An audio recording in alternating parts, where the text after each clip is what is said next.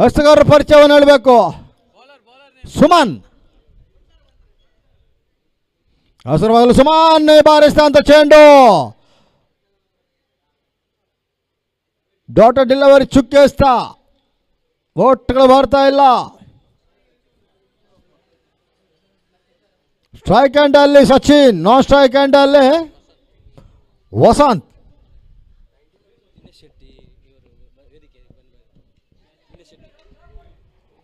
ಬಾರಿ ಎತ್ತರ ಹೊಡೆದಕ್ಕೆ ಹಾಕ್ತಾ ಇದೆ. ಅವಳಿ ಓಟದ ಸಂಪೂರ್ಣ ಸಫಲತೆ.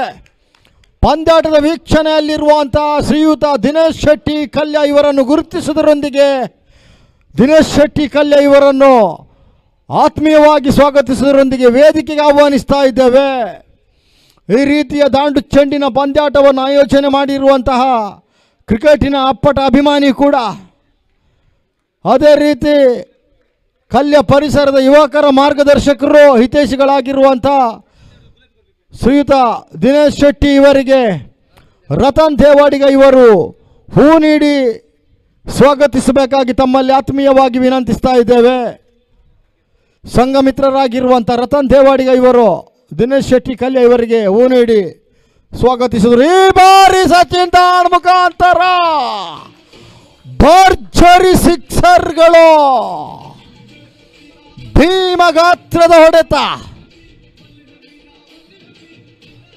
ರೀತಿಯ ಸಿಕ್ಸರ್ಗಳನ್ನು ವೀಕ್ಷಿಸುತ್ತಿರುವಂಥ ವೀಕ್ಷಕರುಗಳಿಗೆ ಒಂದು ಮನೋರಂಜನೆ. ಎದುರಾಳಿ ತಂಡಕ್ಕೆ ಮಾತ್ರ ಕೊಂಚ ತಲೆಬೇನೆಯ ವಿಚಾರ. ಸಚಿನ್ ಎಷ್ಟರವರೆಗೆ ಕ್ರೀಸ್ನಲ್ಲಿ ಉಪಸ್ಥಿತನಿದ್ದಾನೋ ಅಷ್ಟರವರೆಗೆ ಎದುರಾಳಿಗಳಿಗೆ ಒಂದು ತಲೆಬೇನೆಯ ವಿಚಾರ ಕೂಡ.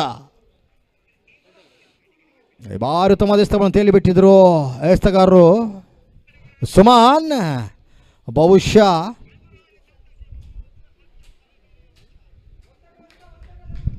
ಈ ಬಾರ್ ಎಸ್ತಗಾರರ ಭಾಗದಲ್ಲಿ ಮತ್ತೆ ಸುಮಾನ್ ನಿರ್ಣಾಯಕರನ್ನು ದಾಟಿ ರೈಟ್ ಆರ್ಮ್ ರೌಂಡ್ ಸ್ಟಿಕ್ ಮಾದರಿ ಅಲ್ಲೇ ಮತ್ತೆ ಬ್ಯಾಡ್ ಬಿಟ್ಟು ಪ್ಯಾಡ್ಗೆ ಚೆಂಡು ಬಡಿತಾ ಇದೆ. ಓಟಗಳು ಬರ್ತಾ ಇಲ್ಲ.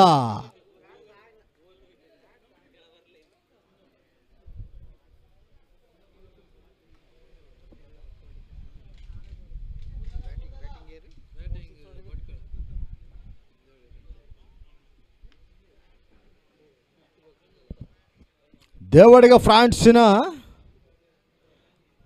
ಫ್ರಾನ್ಸ್ ಭಟ್ಕಳ ತಂಡದ ದೈತ್ಯ ಆಟಗಾರ ಸಚಿನ್ ಆರಂಭಿಕ ಪಂದ್ಯದಲ್ಲೂ